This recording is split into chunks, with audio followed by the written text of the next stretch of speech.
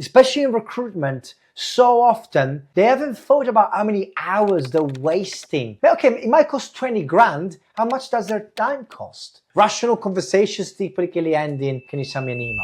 Giulio Segantini, the founder of Underdog Sales. Previous to this, he went from delivery consultant all the way to sales director in 9 years within one recruitment agency. Since then, Giulio has been obsessed with helping recruiters fix one problem: cold calling.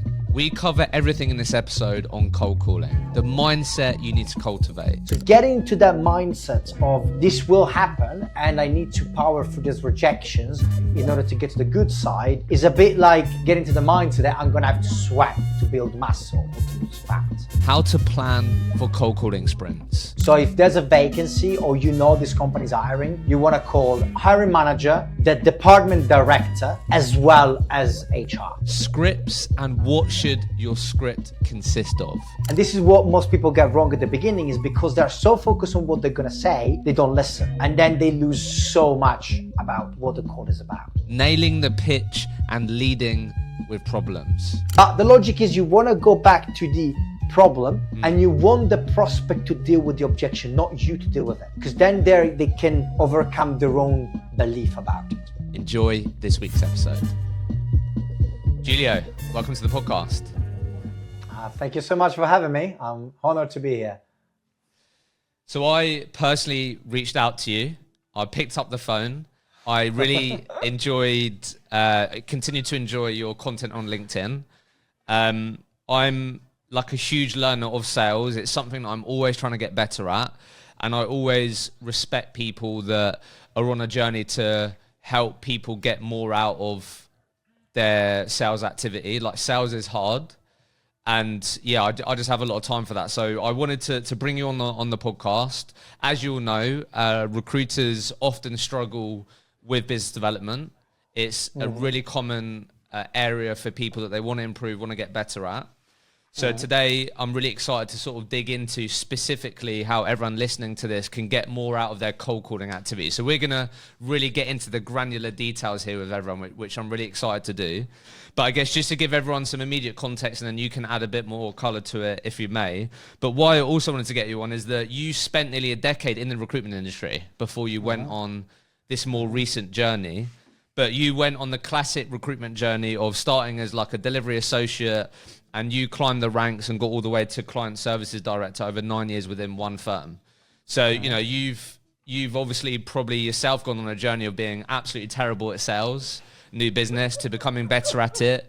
You've managed people, you've been a 360 recruiter, you've done European markets, you specialize in obviously your market, correct me if I'm wrong, was like the sort of medical space. Pharmaceuticals, yeah. Pharmaceuticals, sorry. The pharma, yeah, of course. Yeah, so, you know, you've got loads of recruitment context. And then do you want to let everyone know over the last sort of year or so what you now do? Because it isn't that. You've now left the recruitment industry, but I know you help a lot of people within the recruitment industry. So give us some color on, you know, your business now, Underdog Sales. Of course. Well, it's pretty simple. Like I was an underdog. I was a philosophy graduate that managed to actually have a decent career because of sales. So I thought to go help those underdogs. And I think the best way to help young salespeople this day is through cold calling. So my specific focus now is to helping the SDRs, AEs, recruiters, and founders, because let's not forget about founders, that need help with the cold calling. So that's really my calling, just to make a terrible pun. And when you say help people cold calling, is it quite simply help people get more out of the amount of input that they're putting in, like get more wins from doing that activity of cold calling? Look, I'm very glad you put it that way, because I think everything can work in sales. All different types of sales techniques and frameworks work, but you want the highest percentage of returns on your efforts. If you do 1,000 calls a day, you will always book meetings, but you want to get as much as possible by the time you have available. So absolutely. So the idea here, right, for recruiters listening is what we want to happen by the end of this episode is that there are going to be things that people can take away that should result in them being able to book more meetings with potential clients that they could work with. 100%. So the way that we're going to do this, which is slightly different, which I'm really quite excited for, is me and Julia mapped out the sort of cold calling structure, or like all the different elements. Okay, so we're going to go through mindset, we're going to go through planning, we're going to go through scripts, openers, the actual pitch itself, objection handling, question strategies, closing, booking the meeting, and then some other things that you can take away, like tools that Giulio really likes or things you should think about. And overall, just how can we stand out when we're prospecting and doing BD?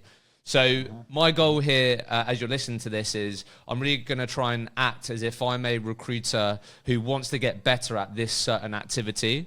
And we're going to talk about things that Giulio believes that can help me get more out of what I'm doing.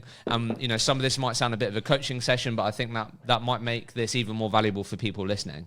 So, so Giulio, why don't we start? Like, I couldn't agree more. Like, right at the top of our list, we have mindset. I mean, you know, mindset is important in all different facets of our life, but even more so when it comes to sales and cold calling, because as we know, and I know you have a number on your whiteboard, we will get rejected countless times. And that is difficult to take. No one likes to feel rejected. So talk to us about when you speak to people about mindset, like where do we start here? How do I get more in the right frame of mind? What different reframes do you like to give people that helps them, you know, brush off the rejection? Like where should we start on the mindset pillar here, which probably underpins a lot of the success in cold calling? I think you really are really, I really quite touched on it. You know, it's the accepting the rejection, sorry. And I think more importantly is, I would start with knowing your numbers. So depending on your level of skills, you basically book a meeting from one every, let's say, 8 calls. I think if you're really exceptionally good in a good market, etc., to maybe one every 50 calls if you're the average person, literally. So obviously this means that you gotta think that even if you're some of the best cold callers on the planet, you're still gonna get rejected more likely than not 9 times out of 10. The good cold callers still get rejected 19 times out of 20, right? Just because you're not always going to call at the right time, you're not going to call the right person, you're going to call someone in a bad mood, etc., etc. So getting to that mindset of this will happen and I need to power through these rejections in order to get to the good side is a bit like getting to the mindset that I'm going to have to sweat to build muscle or to lose fat. So that would be the level 1 or level 0 is accepting the fact that rejection is part of the game. I don't know if that makes sense. Yeah, so I'm going to go into, because what you've also said there is just actually helping yourself out by understanding how many reps it might take to get a success. That's like really helpful to know, right? If you're just calling and you're just getting rejected after rejected, and you have no idea of typically how long it takes before you might get a win, like you're going to make, you're not setting yourself up to win there. So I want to ask you about that. But I guess what is it, why don't I ask you this? Like when you work with people, when you speak to them, when you start sort of digging into like what they're struggling with, particularly around the mindset piece, what is it often that, you know, people struggle with? Because oftentimes it is, ultimately rejection, but, you know, I'm scared of picking up the phone. What if this happens? What if that happens? Like, what is it that you think often sort of holds people back mentally? I think the simplest way to put this is the lack of consistency, meaning that I think a lot of people, what they do is that they push themselves to do BD when they need to. Because especially a lot of recruiters are 360, so they gotta deliver and do BD. And what happens is that when they get 2-3 clients, they just deliver, and stop doing business development. And it's a bit like going for a sprint a lot before the summer because you want a 6-pack. And then you eat like a pig the rest of the year. And then like, you get back to March, it's like, oh my God, it's horrible. So I think that building that level of consistency that you're always prospecting, that takes so many of the problems away. So if you just get into the habit that it's a daily habit, then even if it's 30 minutes, you get rid of most of the problems around mindset, around reluctance, around fear as a whole. Yeah, I really agree with that. I mean, I can relate with that myself. And as everyone will know and would have experienced, particularly if you're a 360 recruiter, it's very easy to find yourself at the end of the day going, oh, I haven't done any BD today because I was working on these jobs. So even in my own business, I'm the main person that does sales. Like when I haven't done the calling for a couple of days and then I go to do it, the nerves are more heightened for sure. And like that internal voice of like, what if this goes wrong, or the potential rejection just seems a lot more heavier when yesterday at the same time I did it and it went fine. So I think that's a really good point. If you're building in that consistency daily, regardless of how long you're doing it for, a lot of the mindset pieces melts away. Absolutely. I personally would say minimum 5 conversations a day. And if you're not calling into crazy markets, you're still going to get that done in like half an hour, 45 minutes, an hour max. And the one tip that I give everyone, the starting cold calling, maybe you're a delivery guy that's moving into 360, or you got to get back on the phone because you had to get rid of some people, etc., is to do it like in an incremental way. So a lot of people, what they do when they fail diets is they're like, okay, from tomorrow, I'm going to eat half the calories. And your body will go into literal shock. Exactly the same for the mind. If you push yourself to do like 4 hours of cold calling when you haven't done it in 2 months, your brain will literally go into panic. And there's a very good chance they'll be like, oh, I don't want to do this tomorrow. And you'll come up with all types of excuses. So also build that out as a habit and then let the momentum do its work. Yeah, I really like that. I mean, I'm sure a lot of you listening have read the Atomic Habits book. Yes. And they talk about that, right? In terms of, they got that example there of the person that built the habit of going to the gym. It was just about getting to the gym, even if that was for being in there for like a couple of minutes, or it was actually the process of being there, getting there. And, you know, the whole idea of if you don't do the cold calling or you don't do the sales calls 2 days in a row, you're then building a new habit, which is not doing the cold calling. Yes, right? So yes. Yeah, I really, really like that. So let's get into planning then, because I think when you spoke about one of the ways that you can help yourself mentally is actually understanding, typically, not always, but typically from the data that you have, how long it normally takes to get the outcome that you want, which is a booked meeting with a potential hiring manager in your particular niche. So so look, Giulio, if we're in a session right now and I say, look, I'm not measuring anything. I don't actually have a great idea of like how many calls it makes me. I haven't done loads of calling. Like what are the things that I need to start measuring that can help me understand it should normally take me 15 calls to get a meeting with a hiring manager? Like what are the non-negotiable, what are the things that I should be measuring? What spreadsheet should I create? What are the columns? Like what should I be measuring?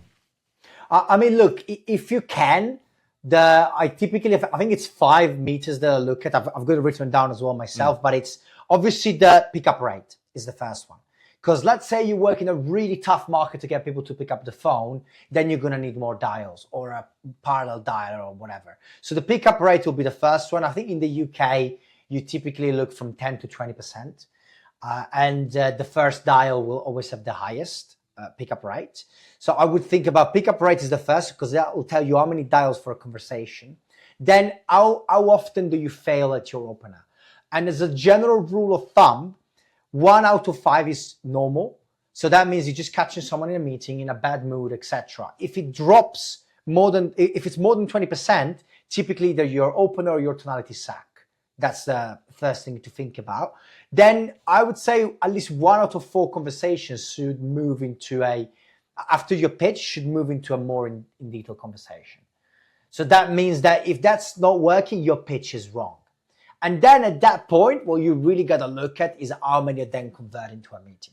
But this would be the general rule of thumb. I think the last one I would add is the SAT rate, because what typically happens is that a lot of salespeople try to push. So I salespeople, recruiters for me are salespeople. They typically push for meetings and then they get no-shows. So if your no-show is over like 10, 15%, there's a good chance you're pushing people into getting the meeting. So this would be some general numbers that you can keep in mind to have a benchmark average from my experience and statistics I've been looking at for quite a while.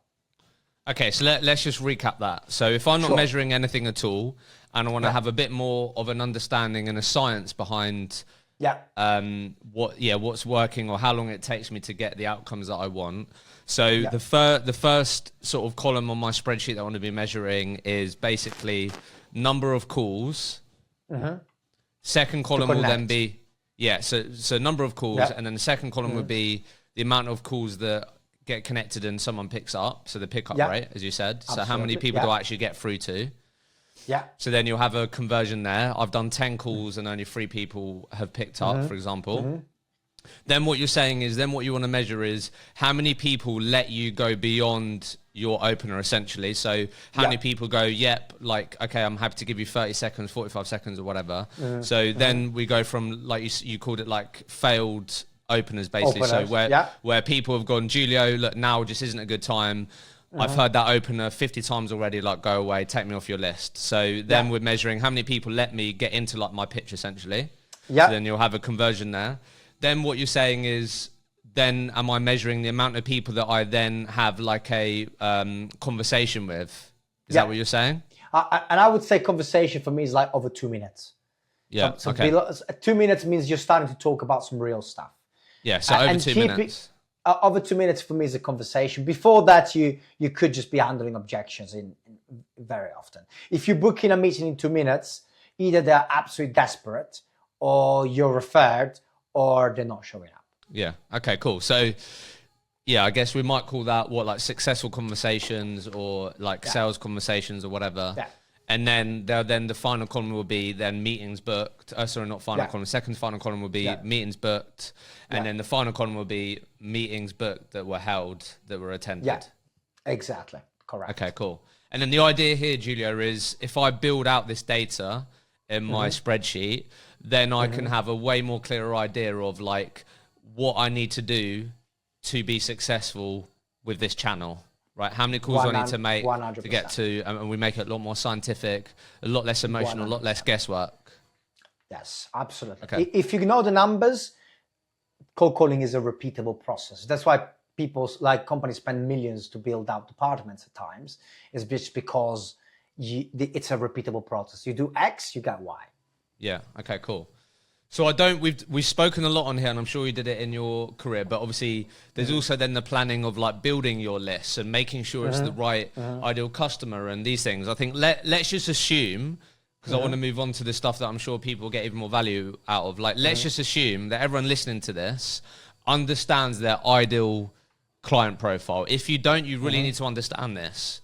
You know, you really need to understand the problems and issues that hiring managers that you're prospecting have, what challenges they're facing, what size companies they work in, et cetera, et cetera. Like, you really need to understand this, because if you don't understand the people you're calling and the issues they have and the things that you might be able to solve for them, like the rest of everything that we're going to talk about is going to be extremely difficult. Like, you're going to find it difficult to build scripts, these types of things. I don't know if you want to add anything to that, but that like, I want to sort of just caveat that let's assume that people know that. Is there anything else that you think goes into planning?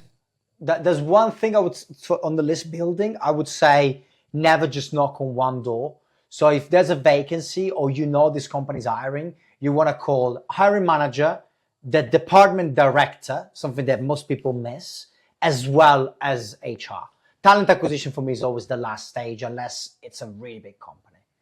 Yeah, nice. That's a great point. So also don't fall into the trap of, just having one stakeholder on your prospecting list. If just hiring manager, okay, cool, love that, cool. So let's say we understand all of that. Giulio, I know who I'm calling. I'm just not getting the most out of my calls right now. I'm struggling. My conversion rates are low, but more specifically, like, I've got my list. I'm doing the dials, as you can see. I've shared with you my recent stats over the last 3 months, but I'm just not getting past the opening bit. Like, when I call people, they're always busy, or they say like, go away, get me off my list. Like, where should I start here? I don't really have a script. I sort of have something in my head that I like to use, and sometimes it works, sometimes it doesn't.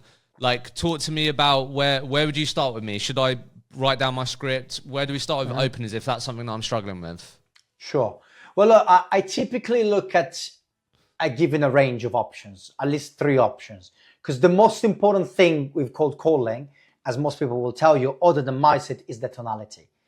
If your words don't feel like yours, you will fail. It's just gonna happen. So the most important thing is that the openers gotta feel something you're comfortable with. Which is why some people do permission-based, some people don't, whatever.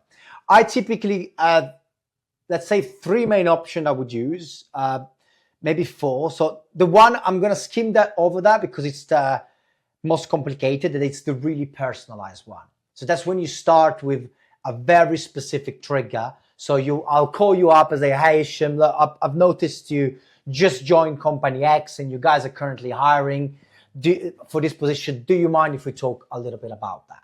And the more personalized, the more the person feels, okay, this is relevant, I'll give you the time. But that's not something I can template. So it'll depend from call to call. But that would be an example. Mm-hmm. The second one that I use, and this is the one that I probably recommend to recruiters the most, is what I call the account-based marketing.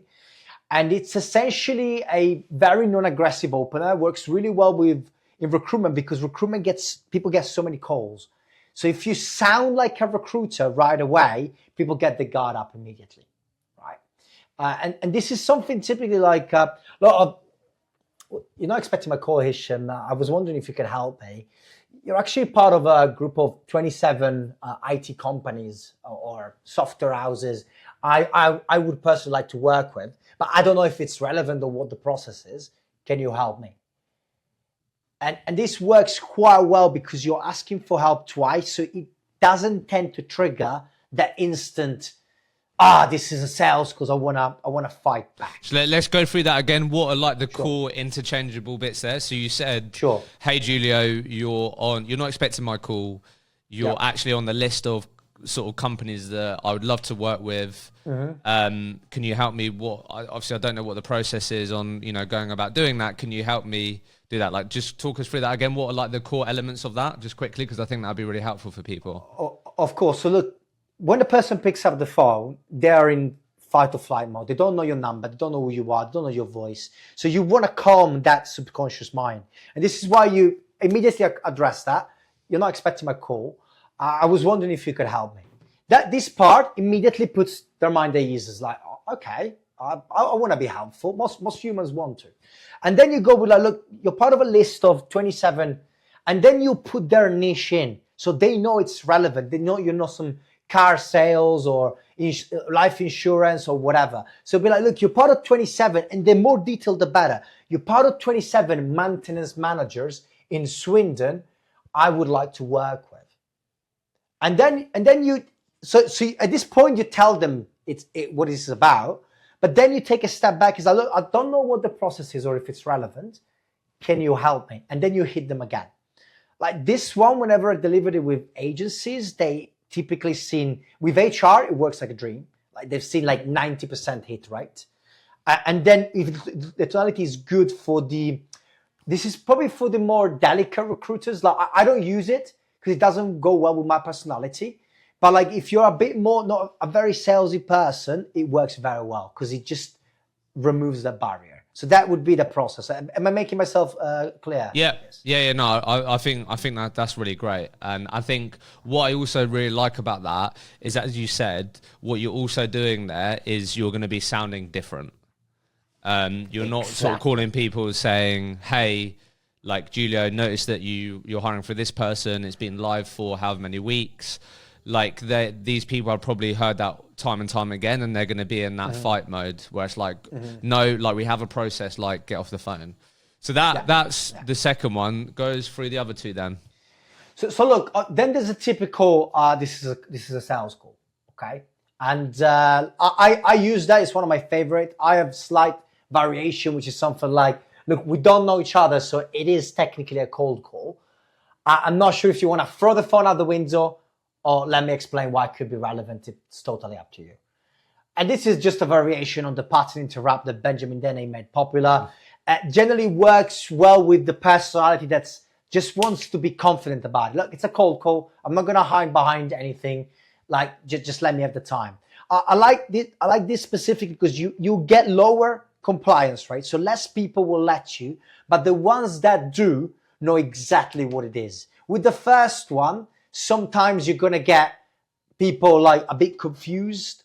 And so like you will still get to pitch, but like it's not going to be as transparent. So that's another one that I recommend. And again, not that many recruiters use it, because most recruiters start with like, hey, this is Giulio Segantini from Underdog Sales. I'm calling you because we specialize in X, Y, and Z, blah, blah, blah. That's what everyone sounds like, basically.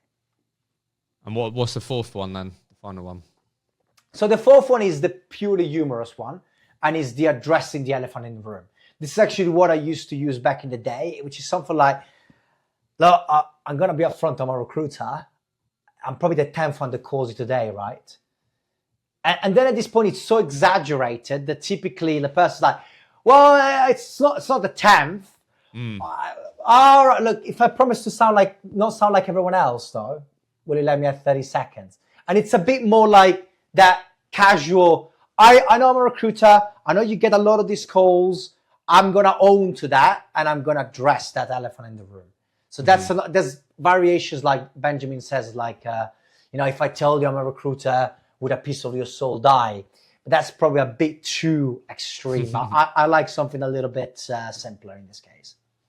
Okay, understood. Awesome. And then would you advise people then because for me, I feel like you should have this written down and you should practice it, and you shouldn't be thinking on your feet every time when you deliver this, because it's one less thing to think about, isn't it? Because all I want to be doing when I do this is really try and get better at the tonality, the way that I deliver it, rather than thinking of the words. So do you advise people that don't have scripts to have scripts? I'm very pro script. It's like you said, it's all about how you deliver the script, and does it sound like it's your words? But the reason why I really like scripts is because it's a bit of a safety blanket. I'm not having to think on my feet. I'm going to have to think on my feet. That's sales. Like when we get past this opening bit and I ask a question or whatever, I'm going to have to think on my feet. That you really get better at that by doing the reps and navigating the conversation. But particularly this open part, I really don't feel like you should be thinking on your feet every time. So someone picks up and then you're just having to reel off, how you open up calls. I think you're giving yourself a harder... You put yourself at a disadvantage. So how do you feel about scripting this part? Well, look, you literally said it, right? It's like you don't want to be thinking. And actually, I wouldn't just script this part. I script the pitch as well. I most of my objection handle responses I've done hundreds of times. The more you're fluent with it, the less you have to think and use brain power for this, and the more you can focus on what they're saying. And this is what most people get wrong at the beginning, is because they're so focused on what they're going to say, they don't listen. And then they lose so much about what the call is about. So 100% scripting as much as possible. Think about it this way. When you go to the gym, you don't walk in the gym, oh, you know what, I'm just going to start lifting some weights. You follow a bloody plan. Sometimes you watch YouTube videos. You practice the movement over and over. It's just a script because it's a written word, you feel stupid about using them, but it's nonsense. Actors do it, they get paid millions. We can do it to get paid hundreds of thousands. Whilst we take a short break, I wanted to take a moment to chat to you about one of our amazing partners, Sourcewell, the industry-leading recruitment engagement platform. I'm a user myself and I don't know what I would do without it. From building personalized messaging cadences across a variety of channels to automating follow-ups and data tracking straight back into my CRM. It's really made an impact in streamlining my workflow and, most importantly, accelerating my sales results. My favorite feature by far is the live feed. By being able to see in real time who's engaging with your campaigns, it enables me to prioritize my outreach with the most engaged prospects, which helps me get way more out of what I put in. So I'm going to be honest, if you haven't got Sourcewell and you're a recruiter, I really believe you're at a disadvantage. To find out more and see the platform in action, make sure you click the link in the show notes and mention the Recruitment Mentors podcast. Because you listen to this podcast, you're going to be able to get access to an exclusive offer. Free 50 phone credits, 50 email credits, which is at the value of circa £500 per user. So make sure you mention the Recruitment Mentors podcast and click the link in the show notes. So, okay, cool. So look, Giulio, you've convinced me. I need a script. I need your, let's build out my script together. So I'll be honest, out of the different examples that you gave me, what I felt resonated with sort of me and how I like to deliver my words is the second one. I have actually had quite a lot of success in calling people and asking for their help, and they give me good referrals. So I feel like that's something that I could really bring to my BD game. So why don't we let's build this out then? So my market is startups and scale ups, and I help them recruit the best go-to-market talent in Europe.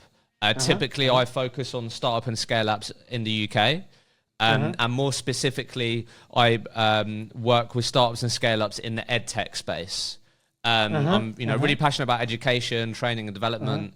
So my niche is typically account executives or even SDRs, but normally they're in their sort of second phase of their career. So they've done the job for a little while and they're looking to progress to senior SDR. They're not quite an account executive yet.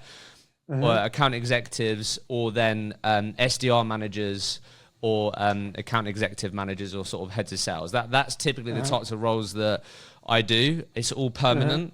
Help me build out this script then with having the approach of targeting specific ed tech companies that are on my dream client list that I'd love to be working for. I've heard from a number of people that I've placed that they've worked there in the past and they thought it was a great business, which is why I've got them on my list. Like what might my opener sound like? Well, actually, look, something I've been testing with recently is actually, if you're going for such a very targeted list, I actually use a variation, which is like, look, Hisham, we don't know each other. The reason I'm calling is because I did a little bit of research and you look like a dream prospect for me. Do you mind if I explain why it could be relevant for you as well? Nice. I like that. I like the sound of that. It's simple. Also, like, it tickles the ego, right? Dream prospect. Most of the time they'll be like, you know what? Like, yeah, let's talk about this. So if you got a really clear target list, I find this works like a dream, personally. Yeah. And look, not everyone, but a lot of people listening to this will likely operate in sort of niche verticals. It might not be as niche as I just said, but there will be niche, and we've spoken a lot about in this podcast about the importance of market mapping, really understanding what your dream client looks like. So yeah, let's roll that out and sort of build this out then. So I've got a dream client list. There's 50 companies on this list that I know if I start working with them, I'd be really confident that I can provide some really good quality talent with them, because I've done it with maybe 15, 20% of this 50 so far. So I've got a bit of a track record. I've made some placements, and I really want to build my market in this ed tech space. That's what I want to be known for. So yeah, Giulio, I really like the idea of that. So my opener then is going to sound a bit like, hey Giulio, we haven't actually spoken before, but being upfront and honest, I've actually got you on a dream prospect list. Do you mind if I explain in 30 seconds why you're on my dream prospect list? Perfect. Yeah? Okay, cool. And this is good because you made it yours. This is the important part. It's got to sound like you. So all those that are listening, don't just copy paste it. Try it out loud until you find your own way, because that's the important part of it. Yeah. So yeah, I really like that. That sort of goes with my style. So if I what am I expected to run into then, Giulio? So I've done my opener, and like some people I'm assuming are going to go, no, like, what you're on about, you're lying, or get me off your list. But if people then go, sure, like, happy for you to explain, happy to give you 30 seconds to explain why we're a dream client, what might my pitch sound like? What do I have to get crafted here? So look, the simplest distinction that I always find agencies haven't figured out for some reason, which is quite clear in the SaaS space, is that crap salespeople will talk about features. Decent salespeople will talk about benefits. Great salespeople will talk about problems.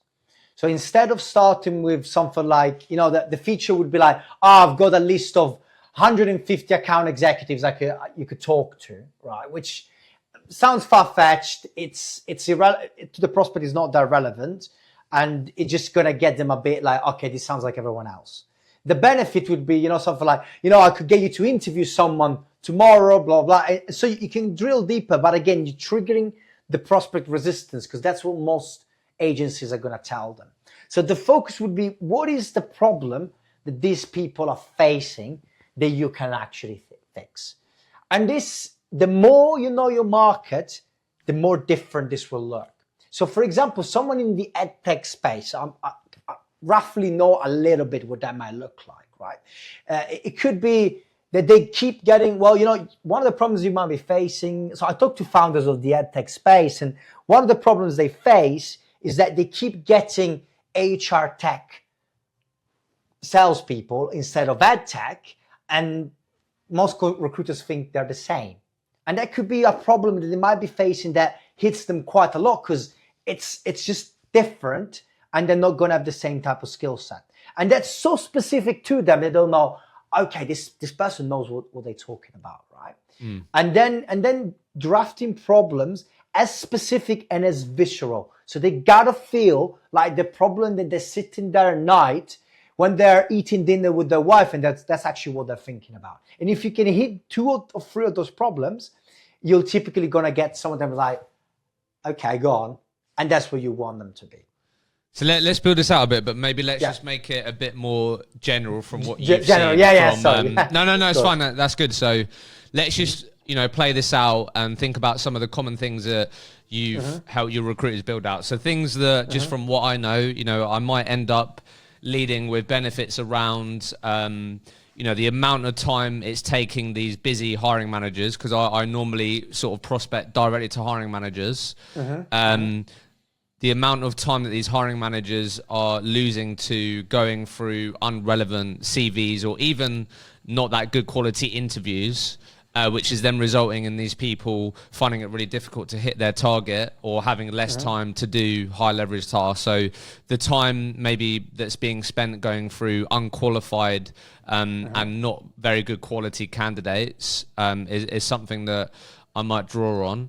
I might also draw on something like you said, in terms of, I'm finding that a lot of hiring managers that I speak to, like you, are finding themselves sitting across the table from someone that hasn't got the educational background or experience that I know a lot of founders need and require because of your industry. There might be some issues there. So again, like qualification on the right type of candidates. Or I might even say something around I'm speaking to a lot of founders who are actually, you know, getting a good number of interviews. However, they're really struggling to successfully close and hire people and getting them over the line is maybe another benefit that I might sort of say, that they're interviewing people, but actually and they want to offer people, but they're struggling to actually get them over the line, and these people, and they're missing out to talent to their competitors maybe is something that, because they're startups and scale-ups, that might be another thing that I might highlight. Yeah, so look, you highlighted 3 really good problems. The only tip I would give to, especially the niche recruiters, is to go even more specific. Obviously, you wanted to give a general example, but when you go into the industry examples, so you're recruiting engineers, and like, for example, HR is passing you CVs that should be engineers, but actually they've just been to a technical college, right? Or things that are very specific, and that's when they go like, yeah, and you hear, they're like, yeah, the emotions creeps up in the voice. And that's when you know you're running a good cold call, because you're getting the person emotional. And problems will do that far more than any benefit you can bring up. Yeah, nice. So what might this sound like then? So I've said that they're on my dream client list. They've given me 30 seconds. Yeah. What does this sort of pitch sound like then? How should we construct it? What should it be constructed like? So I'll be like, look, typically when I'm talking to founders of ad tech companies, let's keep that an example, that they struggle with 1 or 3 things. And that's when you're going to be like, for example, that they're losing a lot of time because it takes probably hours to go through 100 CVs to find one good Prince Charming to take to the interview stage. Or perhaps it's not that, but they're finding that they do get 3-4 interviews, but then when it actually comes to closing, they keep having offers rejected, or counter offers happening, or ridiculous salary expectations, right? Or finally, it's neither of those, and then you can hit them with a 3rd one. I personally prefer 2 problems, as long as they're really well crafted, because otherwise you start to lose their attention a little bit. Yeah. But two to three problems is the idea. If you're doing something incredibly niche, you could try and go for one, but generally two to three problems is the recommended. And then how do I close that out then? How do I close that out? Do I close it in a sort of no-based way? What's the next part to that? Yes. I mean, I can tell you're a very good salesperson. So at this point, you obviously you want to go with the negative because this is what your brain is fired towards. You're generally skeptical. So if I say, do any of this problem resonate with you? For the last 100 years, we've been trained to get people to say yes. So people are very skeptical of it. So this is the point where like, well, look, but you might tell me, and then you go all the other way. You might tell me that whenever you're hiring, you get 5 interviews, they're all perfect candidates, and you ended up making 2 offers, so you even have a backup candidate. And you make it, almost a bit ridiculous, because then typically you get a chuckle. Like, well, I'm not going to say that. Okay, you're not going to say that? So look, if you had to pick one of the 3 problems, which one would stand out the most? Okay, and this right. is the problem based. Go on. Yeah, let's play this out then. Okay, cool. Mm-hmm. So I've done my opener. I've been like, hey Giulio, look, I'll be up front. We haven't spoken before. However, you're actually on a list of 50 edtech businesses in the UK that I'd love to work with. Are you happy to give me 30 seconds to explain exactly why you're on my dream client list? Sure, go on. Sure, appreciate that. So, look, Giulio, I often find myself speaking to busy VPs of sales in edtech businesses who are running into one of 2 problems. One, they're spending hours going through CVs that are often irrelevant and result in booking 1 or 2 interviews that often aren't great quality. Or 2, they're getting interviews and you're booking in interviews. However, you're getting to the offer stage and you're not having you're not doing great at actually closing these people, and you're losing out to great talent to your competitors. Now, Giulio, I probably assume this is where you tell me that you don't have any of these issues. You've got fantastic salespeople in the team. You never have an issue hiring salespeople. Is that the case here? Well, of course, I'm not going to say that. But how is it that you could possibly help? Sure, that's a great question. I guess if we was to sort of look at one of those 2 issues, not having spending loads of time going through all the CVs that are often not great quality, or 2, you're getting good people to offer stage but you're not closing them. Which one of those issues stood out the most to you? Well, I guess it's probably the former. We do get a lot of applicants, and what tends to happen is that we really have to spend, like, we're a small business, we don't have an HR that can do it for us. And even if they did, would they be able to figure out which ones are the good CVs? So we really spend quite a lot of time doing that, finding the unicorn in the crowd, let's say. And when you say spend a lot of time, like, what are we talking here, Giulio? Like what? How much time? Well, I would say I probably spend at least I would say whenever we open a position, it probably takes like at least 2-3 hours to arrange an interview. 2-3 hours? 2-3 hours, yeah. Literally 2-3 hours of sifting through CVs to just figure out the right person, and that doesn't include the interviewing time. And I'm assuming, like, you've got targets to hit, right? As I said, you're VP of sales. So, like, what does that then, like, what does that have a knock-on effect on? Is it that you're having less time to speak to your dream clients and get in front of people that you love to be working with? Like, what is that resulting in? Well, it's resulting, first of all, a lot of frustration, because it's just, again, I should be doing all the things. But then at the same time, if I don't do this, I won't have time for those other things. So it's literally a dog biting his tail, and it's just taking a knock-on effect on sales, and then I need to work weekends in order to catch up, probably. Look, I guess, the things that you shared with me, you're not the first to say it. Like, I've I've heard this quite a few times now when speaking to people like you. Now, I'm not going to say that I can completely solve all of those issues for you.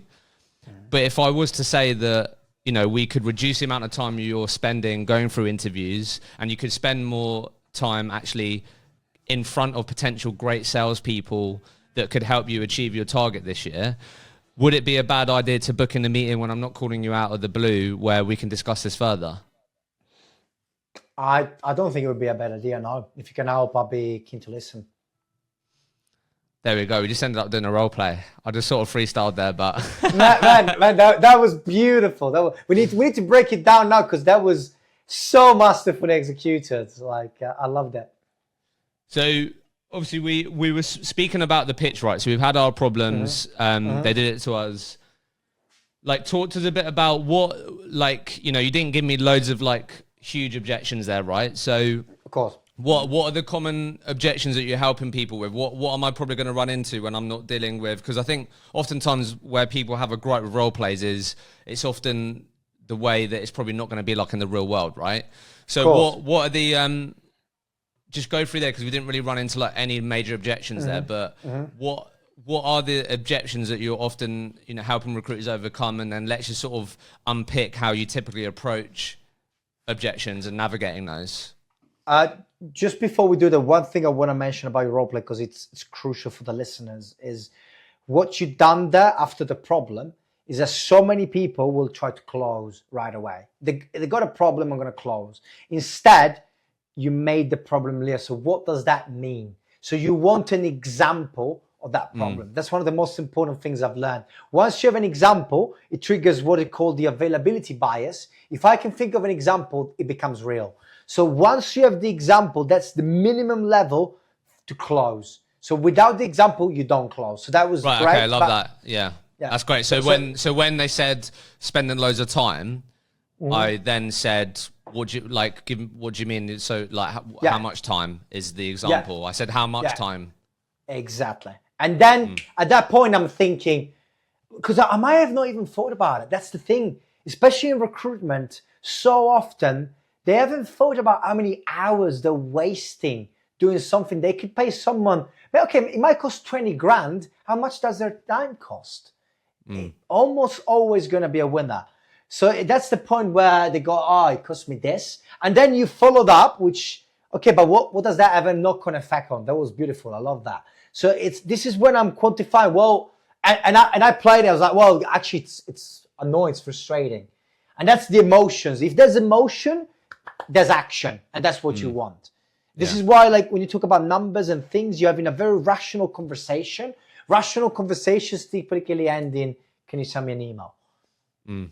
Okay, got you. Yeah. So basically, you're just highlighting the fact that rather than trying to get straight to the close and I say, some of those problems do exist in my world, you try and dig into, like, okay, tell me more about that. Give me an example of that. What does it actually look like for you and your team? Like, get them talking about that, because then you can, like, obviously when we get to the end, I can then use that as the reason why it might be a good idea to have further time if I'm saying that we might not be able to solve all those issues that you shared with me, get more time back, etc., etc. But if we could, like, is it a bad idea to jump on? But that's going to be a lot more harder to do if you haven't got those real tangible examples.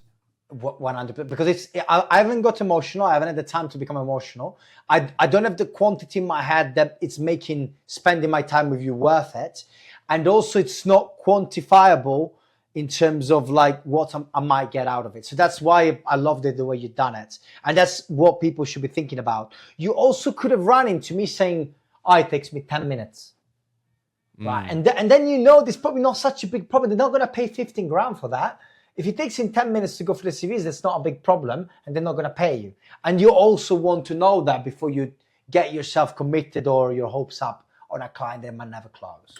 Oh yeah, that's a really good point as well to highlight, is that, look, not everyone is going to have the issues that you highlight. And if they don't, then there isn't something there for you to diagnose, or there isn't going to be as much emotion there for you to solve, problems for you to solve, which is also what this helps with. You disqualify people. Yeah, exactly. So why don't let's just play out two very common objections that I know everyone listening to this will run into. So let's just say, I did my problem piece and you sort of said some of those do resonate. And then I said, okay, like out of those two, like which ones resonated most? And you said, well, I'll be honest with you, Hisham, I'm spending a lot of time going through CVs. However, we do handle recruitment internally. Like I'm spending a lot of time on it, but we have someone internal that does it. Like let's go through that one. We handle it internally. Let's go through that one first. Like how do we navigate objections? Okay, so before we jump into a specific example, what we tend to do, what I used to do when I was a recruiter is I'm going to try and arm wrestle you. I'm going to be, well, that's okay because we work alongside your internal department, blah, blah. And what I'm doing, I'm selling benefits. I'm sidestepping the objection. Instead, what you want to do is you want to go back to that problem. Okay. And that's the part that probably most recruiters will get wrong at this point, is because they'll try that hard to sell them way out, which will work sometimes, but it's not as effective as getting the person focus on themselves instead of what you can do for them. Okay. So what does that? Give me an example then. What does that sound like? Of course. So if someone is telling you, well, look, we've got an internal department team. So what I would say is that, okay, and you're always slow because your brain is going to go, oh, fuck. I'll be, okay, do you mind if I ask a question about your internal department? This curious tone. And they'll be like, yeah, sure, go on. So does that mean they take care of this problem entirely? You never outsource to agencies, right? Because then at this point, I'm bringing up the problem again, and I'm also most likely getting them to answer their own objection. Because if they say, well, yes, they take care of the problem entirely, and we've never outsourced before, what does that tell you? That they're probably not going to be a good fit right now. Right now, exactly. So we move to another part, which we'll touch on later, which is how you build that relationship. But right now, you want to prioritize the hot vacancies with the solid problems, right? But more often than not, we'll be like, well, I didn't say that. They'll backside. I was like, well, I didn't say that. It is still a problem, and we have outsourced in the past. That's going to be the 70-80% answer, right? And then you'll have another 20%, which might be aggressive, like, look, but no, well, we haven't fixed the problem, but we won't outsource it, and that's the end of it. And then you move to the one last question. But the logic is you want to go back to the problem, and you want the prospect to deal with the objection, not you to deal with it. Because then they can overcome their own belief about it. Yeah. And what I also like as well, if you're listening to this and you often run into, well, we handle it internally, we have an internal team that handles it. I don't know what you think about this, but if that is like a common objection you're running into daily, every BD session, I think I feel like there's also a lot of power when you sort of disarm, you make the other person feel like you expected them to say that. So if you say that, you might go, oh, Giulio, I'll be honest, like, yeah, I'm not surprised I expected you to say that, or I expected you to say that. Out of interest, I expected you to say that. Out of interest, we mentioned around you spending a lot of time on the going through CVs or whatever. Is that something that they do for you then? So you never end up spending any time going through CVs or a lot of time going through CVs? Do you know what I mean? I feel like there's, But perfect. I would just phrase it negatively. So I'm guessing in the end they end up taking this entirely away from you, and you never do it yourself, right? Because then people love to contradict you, right? So they'll be like, well, actually, no, I do end up doing it, and again they'll get emotional again because they're going through the problem again, and they're like, okay, and then you're back to the example. Okay, when you say you gotta do it sometimes, what does that mean? That's like once a quarter. Well, no, it's actually almost every vacancy. Right. Okay. So I'm a little bit confused then. You said you take care internally, but for every vacancy, you got to take care of it. And surely I'm getting this wrong. And then you see, like, you're getting again into the emotional conversation. And what is like the goal here? Is it like, I feel like it's being curious, it's gathering information, it's trying to understand, do they ever go outside of their internal team? Do they use agencies? If they did, like, what type of roles is it? Like, is it all about gathering that information, right? Because if I get off that call and I now know that they have an internal team, but when they go outside of that internal team for these XYZ reason, I can put that in my database. I can make sure then that, if I do have anyone that I speak to that I think is normally when they go out of like that internal process, and I put someone in front of them and say, hey, you know, when we spoke 3 months ago and you said that you have an internal team that deal with it, but sometimes they really struggle with these types of hires. I just thought I'd put this person on your radar, because I know sometimes, as we said, you go out of your internal like, is that what we're trying to do here? Just be curious, gather information. Like, what is the goal? Well, it's actually to go deeper and deeper into the problem, and ideally get the prospect to make realizations. Because you'll be surprised how often, and I'm sure this happens with a lot of recruiters, that they'll find someone who's like, oh, well, no, I'm really happy with my supplier list. And then as the conversation progresses, they're like, well, yeah, but they have this problem, they have that problem. And then suddenly they might be thinking like, am I that happy about this?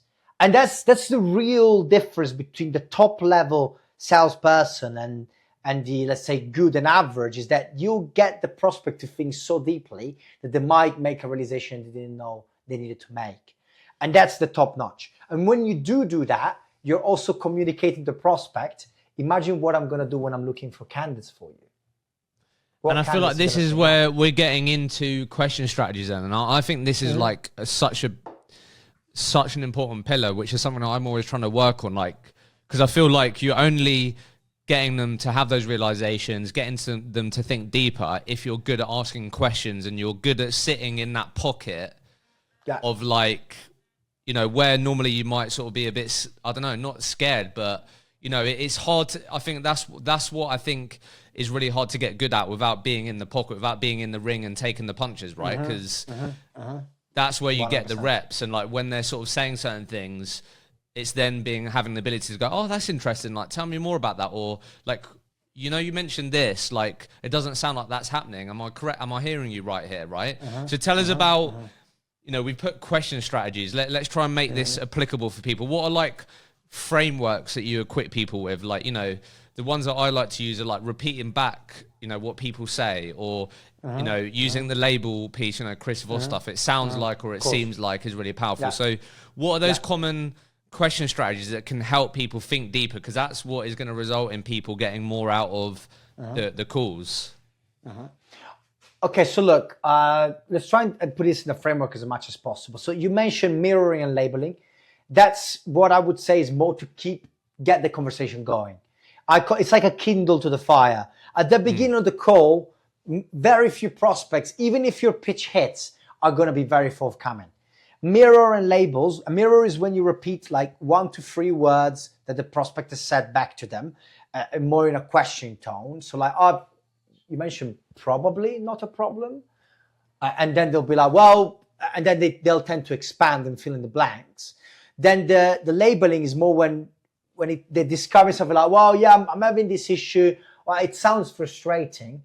And then they'll tend to expand more. So these two are more to get more the fire going, I would say. Then in terms of the questions, like I would say, like I follow the structure that Benjamin Denny, like the We Have a Meeting guys use, which is trying to go level deeper in the problem. So the example, which usually you can find with, what do you mean? So what do you mean by that? What makes you say that? Can you give me an example of that? And then going to the deeper levels. Okay, well, what does that mean for your business? And then going to the deeper level, I think once you get to the root cause, that's a crucial part. Is like, well, why do you think this is happening? That's probably one of the best parts to get at. So why do you think this is the case? And then they'll start to go even deeper. So I think it's really a matter of seeing at what point you are. And then you have what I would say the challenging questions, which are more the questions you use for objections.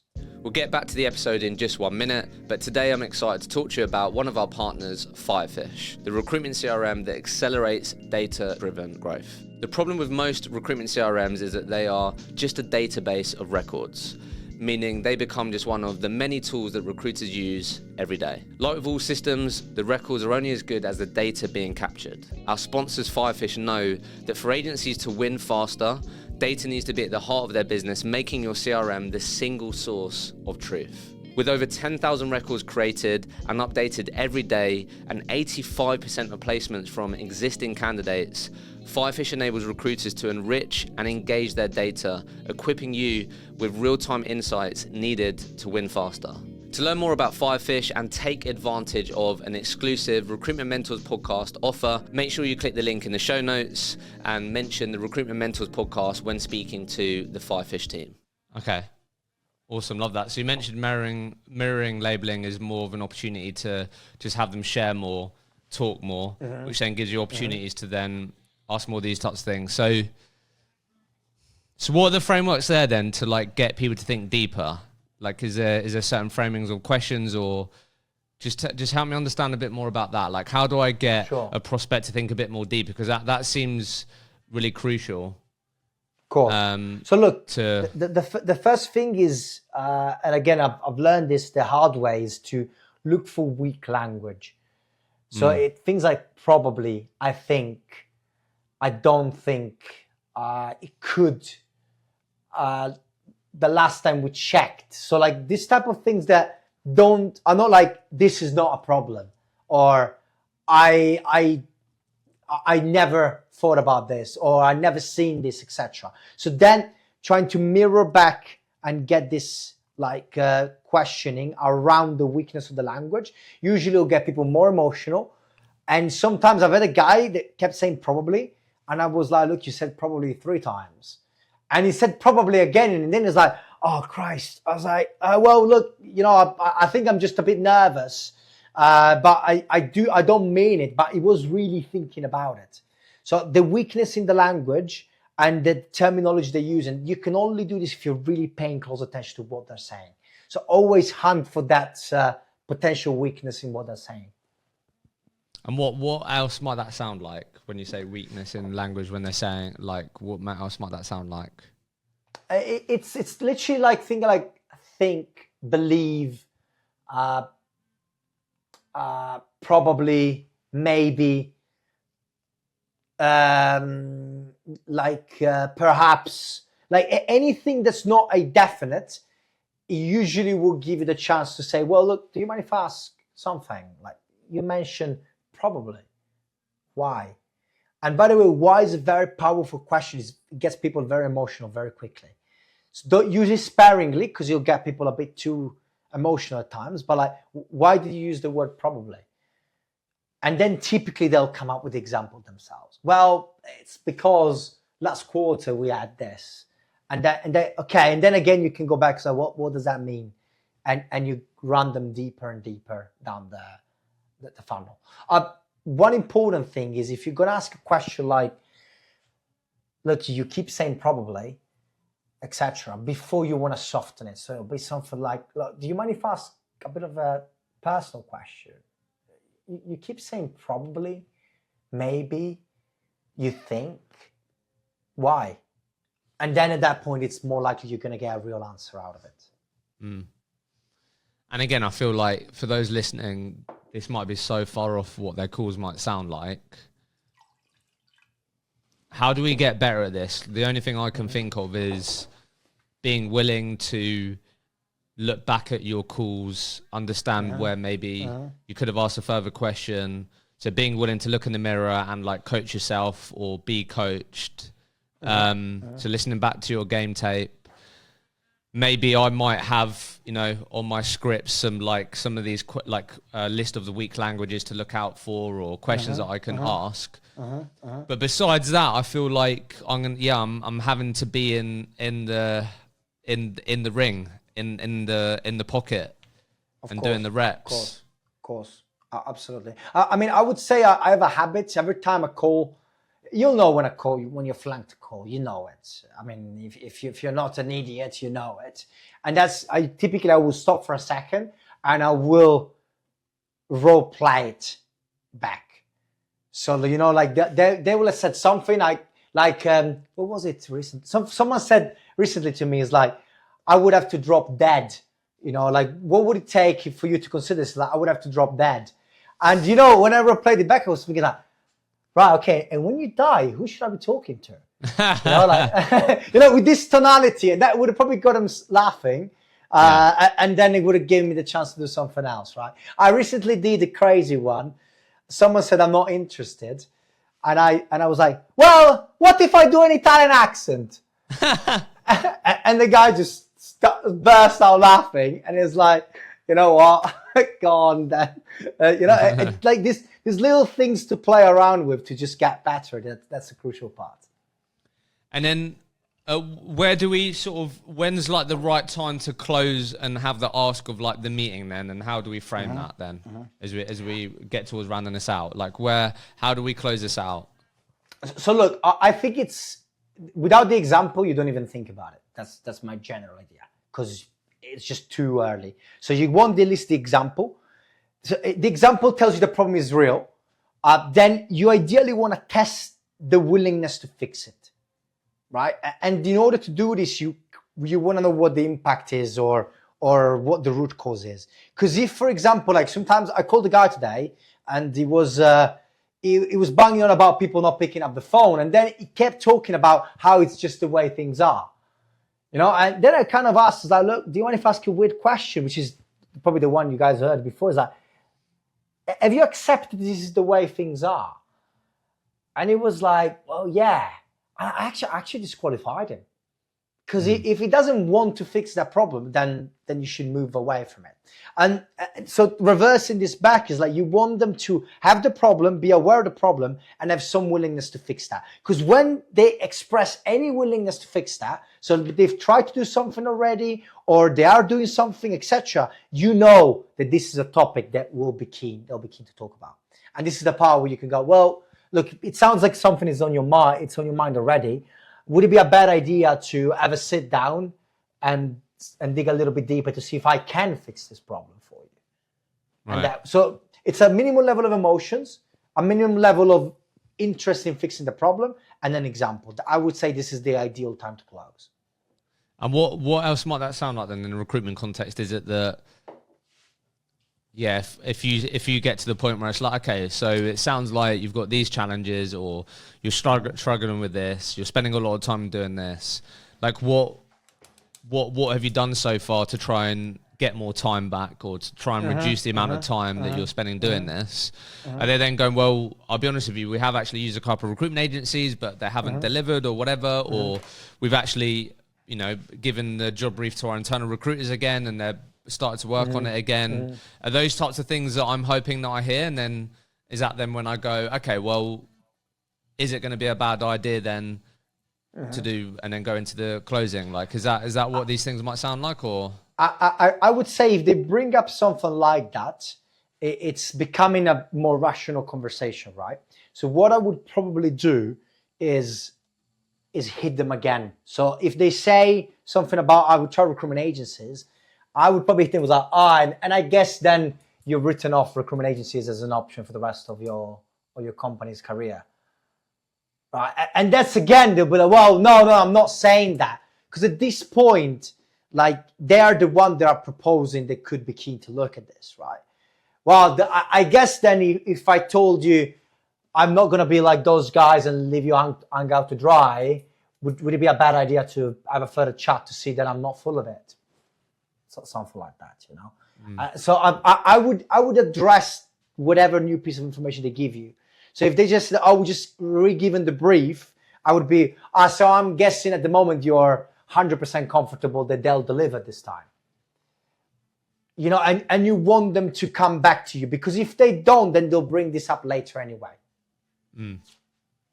Okay. All right.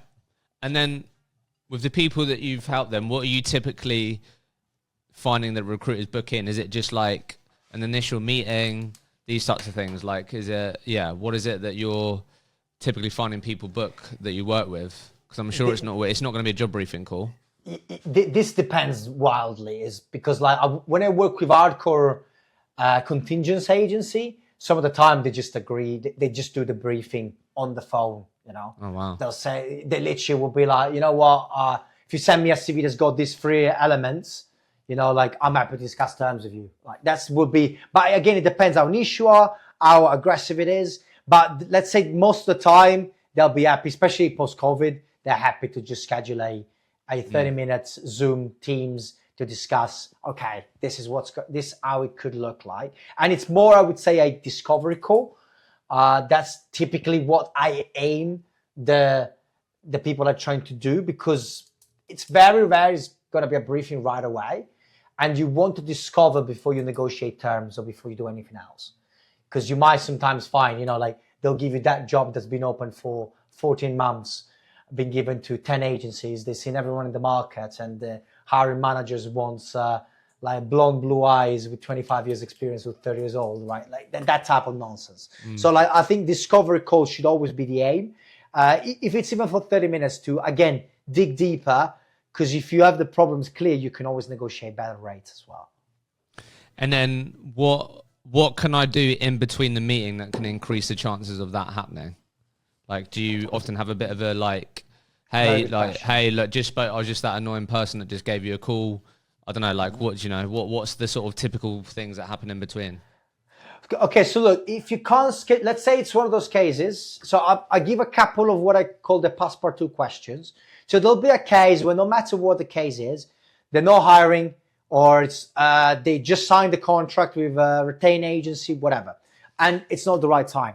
So at that case, if you're gonna call them back and you qualified them, I always ask a quirky question. So this is something that anyone that's seen my LinkedIn has seen already, and it's like, do you mind if I ask a weird question before I go? Go on. What's your favorite pizza topping?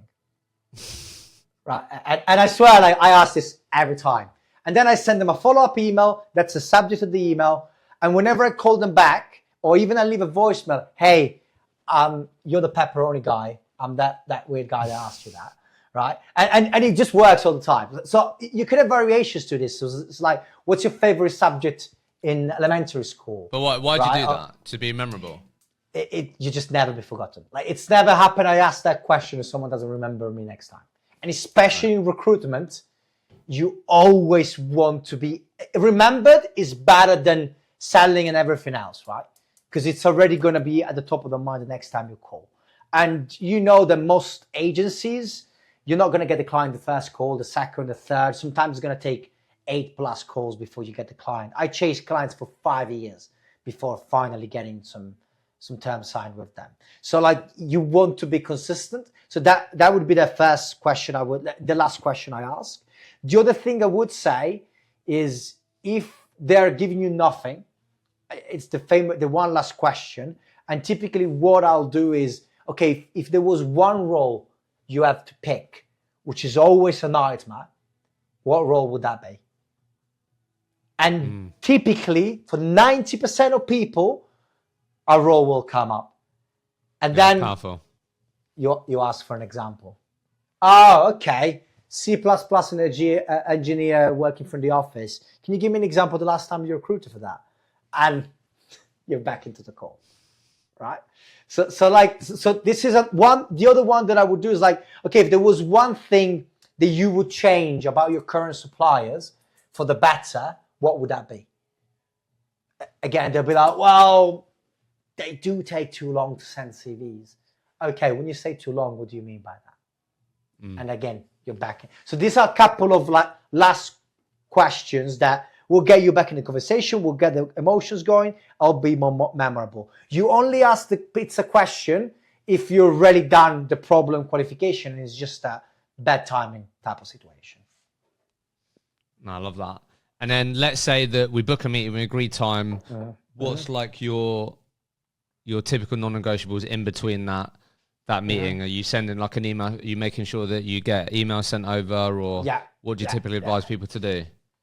Okay, so look, if I can, obviously, people know I build the cold calling wiki, so that's my piece of content that I always attach on my follow-up email. Most agencies will have some type of content they can attach. I wouldn't send a presentation, maybe more like a reference or like a case study from another client, just to lend some social proof.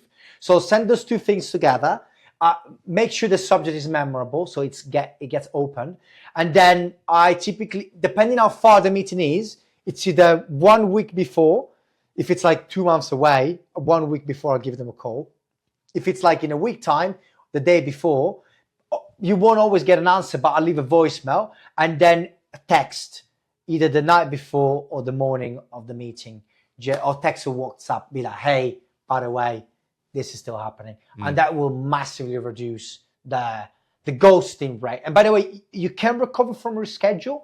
Recovering from ghosting is a lot harder because then the person feels guilty they ghosted you. So it's much better for them to give them this chance to reschedule if they really need to, rather than being ghosted.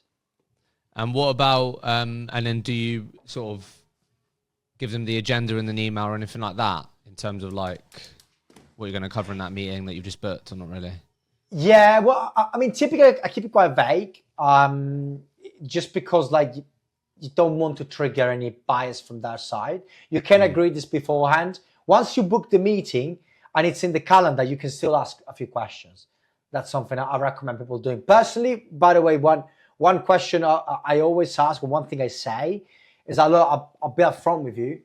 I get paid for my time, and this is true for recruiters as well. So my time is valuable, or is my money. So like if we book this meeting, what's going to happen that could stop you from attending?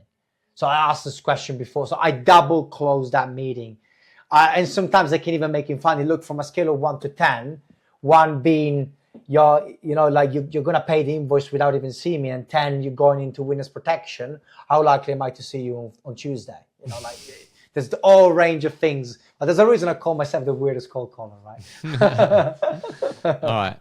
Okay, cool. Right. So let's round us out then. People, what are like your go-to tools then, or like what are the sort of non-negotiable tools from your standpoint, regardless of like company, just like what tools do you think a modern recruiter, seller needs to be as effective as possible? Okay, look, there's 2 main things that shockingly, probably, I think 90% of prospects I talk to don't really implement. The first one is mobile data.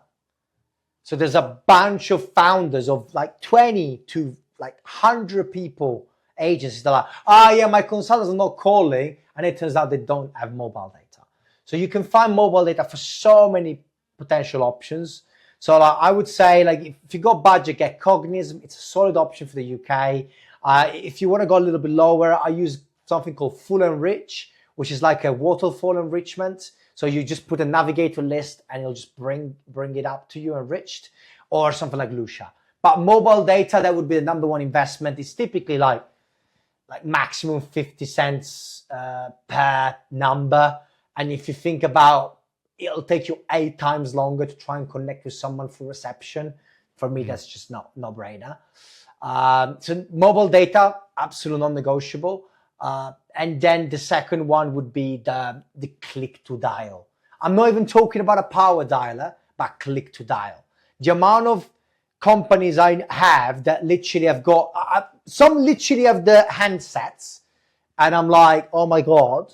But some of them have got the click on one number or copy paste. So I would say ideally you want a CRM that's integrated like with a click. So I'm going to make a phone call.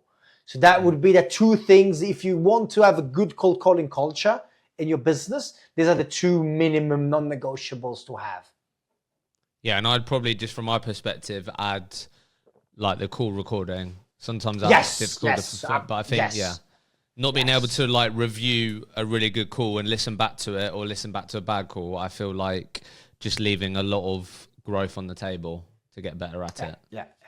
And I mean, look, now this is not to blow your trumpet, but I think if you also have something that can help people learn, right? Like that type of like material that people can learn from, you'll be surprised. People are keen to learn. This, especially recruitment owners, so many think like, like these guys don't want to do anything.